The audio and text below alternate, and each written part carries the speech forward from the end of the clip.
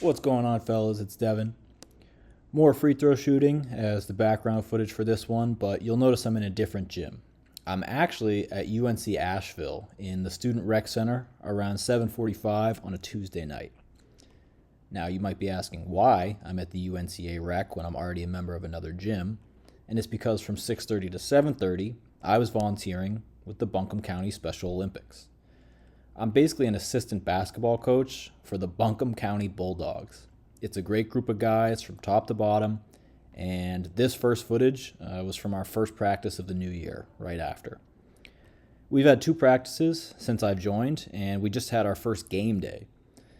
We played for the halftime show of the UNCA women's varsity team game on Saturday, February 21st for homecoming weekend. The guys played half-court games on each side. My side played 3-on-3, and all six guys got at least one bucket, which was our goal going into it. Overall, it was a huge success, and I'm glad the fellas had fun under the bright lights. Anyway, I signed up for the Special Olympics because I volunteered once before back at home for a fitness class with my girlfriend. She goes every Sunday morning. I signed up late, so I only got to attend one session. But I had a blast, and I generally thought my presence was pretty helpful. So I figured I would sign up once I moved here. Luckily for me, they had basketball available, and I jumped on it immediately, and I'm so glad I did. We got more practices starting up again in March. Part of the reason I volunteered is because I'm lonely. I just moved here on Thanksgiving, I don't really know anyone yet, and I'm bored. So may as well meet some people. If those people are interested in basketball, all the better since I can't play in real games yet. But if it's just loneliness and meeting people, there are definitely quote-unquote cooler things I could be doing. I can go to bars or similar like drinking-centric events, but there are also meetup groups and other events geared toward my age demographic. Just stuff that involves more fun and less responsibility. The more I think on it, the more I think the main reason I gravitated towards volunteering was to give back. I've been struggling for a few years now between my underemployment, mental health shit, family issues, and just generally feeling stuck. Like I can't get past those self-imposed mental barriers and actually do something with my life. Now that I have a great job and a more stable financial situation, I definitely felt a big impetus to engage with stuff beyond just myself. And I don't really feel a sense of guilt where I'm like obligated to give back so I don't feel like a bad person. I genuinely wanted to do something selfless and like community oriented. I don't think this is enormously surprising for me, but I do think it marks a shift in my mindset. When you're underachieving, or however you want to put it, everything turns inward and it becomes about me, me, me. How can I get a better job? How can I make more money? What can I do to get back on track? What can I do to get ahead? I think for a while, I had a real difficulty seeing beyond myself and my immediate issues, and I'm happy to be moving away from that. This video dives into 3 reasons why I think this shift is happening, and why I love that for me going forward. The first goes back to high school, and any RL person following me will know this phrase well. To whom much is given, much is expected. It originates from the Bible, Luke 12:48, but it became known to me as a guiding maxim of my high school education. There's a lot to be said about prep schools, some good, some bad, but I appreciate that mine at least had this sense of self-awareness.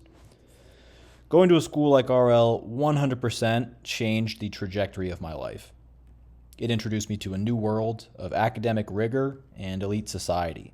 And without RL, I would not have gone to Dartmouth, I wouldn't be here in Asheville with my dream job, and I simply wouldn't have the larger perspective I do now.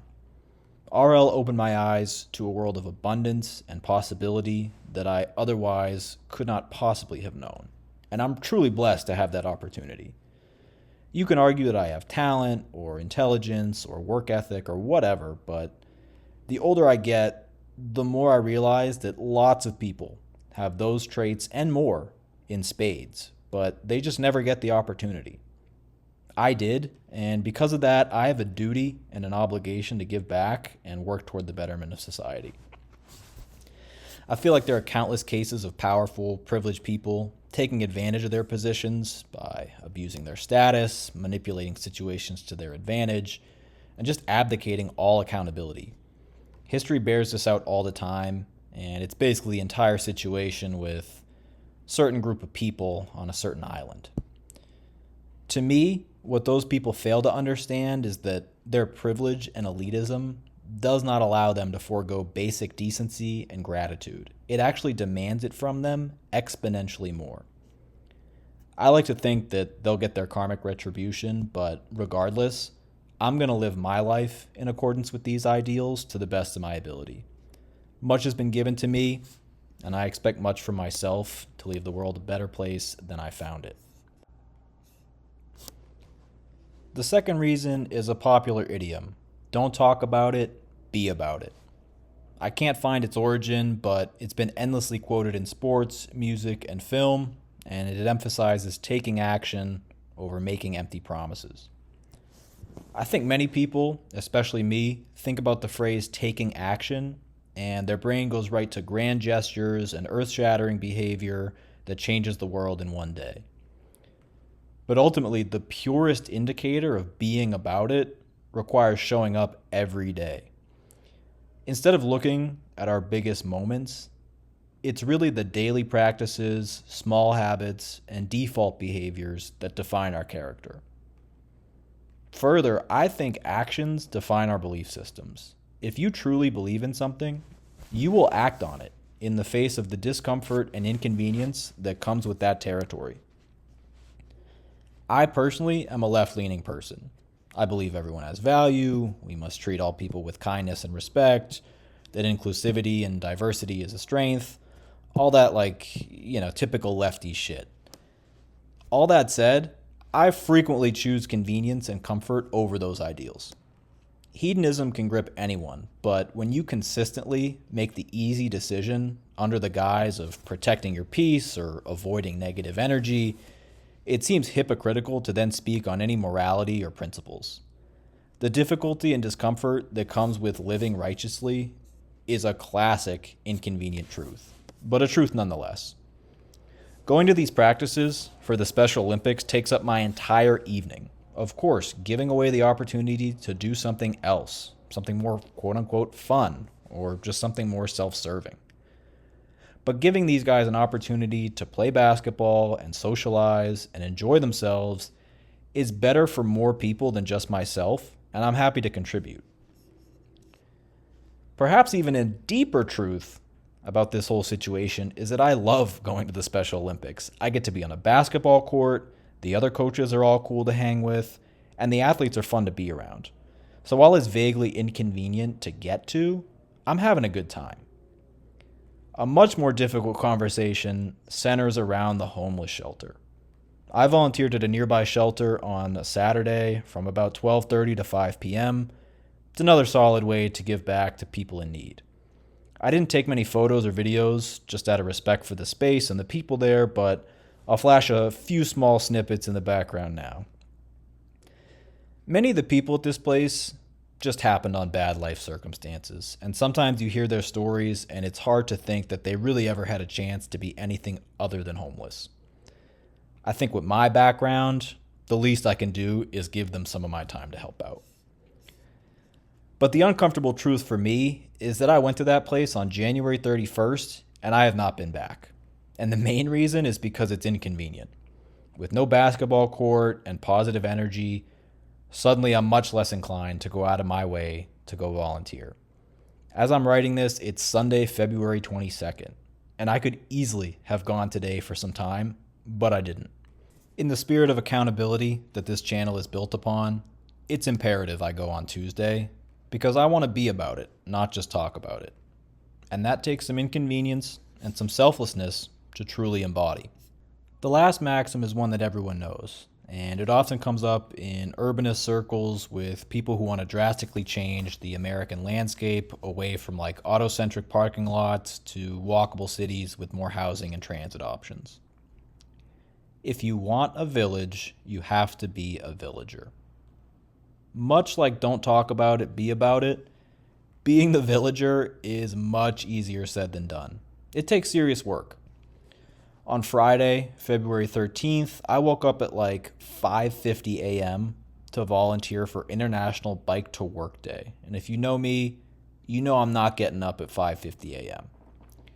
I was stationed with the person who planned and organized the entire event, and we were in a less popular part of town, so we didn't get too many cyclists at our station. We stood there from 7 a.m. to 9 a.m., learning over time that school was closed for the day. It was much colder than we thought it would be, and 7 a.m. is probably too early to host this kind of event. In those respects, the event fell flat, but you truly would not have known that if you talked to either of us. She was thrilled to have put on the event, and despite being up way past 2 a.m., I was happy to be there in the cold to help out. I really admired her outlook, as all she could think about was the lovely conversations we had with the folks who did come by and how she could improve the event for next year. She also gave me some recommendations for stuff I could do around Asheville to get more involved with the community, but also just to make some friends and have stuff to do. Her generosity of spirit and optimistic outlook really struck me, but I think at a certain point I realized that as far as she knew me, I was the exact same way. I showed up that morning, I was asking about future events, I told her a bit about the Special Olympics, and I indicated above all that I wanted to be a villager. And because I showed my commitment to being a villager, she shared some villages that I could join. I think all three of these maxims show that we get out what we put in. Taking steps to live by principles, better your community, and give back to the greater good by sacrificing your own comfort will result in a more connected, fulfilling life. The initial sacrifice needed might be tough in the moment, but I always find that it's quickly outweighed by the feeling you get from being kind and generous and living by your principles. I've been thinking about this stuff for years, and this video is mad long, and honestly, it's probably pretty corny, but I really believe a lot of this shit, and I'm glad I have it down on paper now. I always have and always will care about this stuff, and I now have this video as a reference point if I'm ever feeling aimless in life. I'm grateful for the opportunities I've been afforded and happy to give back where I can. I'll have some more updates about returning to the shelter, the Special Olympics practices, and other volunteering that I can do in the future, as well as, the other shit, fitness, reading, music, all that. But for now, I'm happy with the ideas I explored in this video. Thanks for watching. Peace.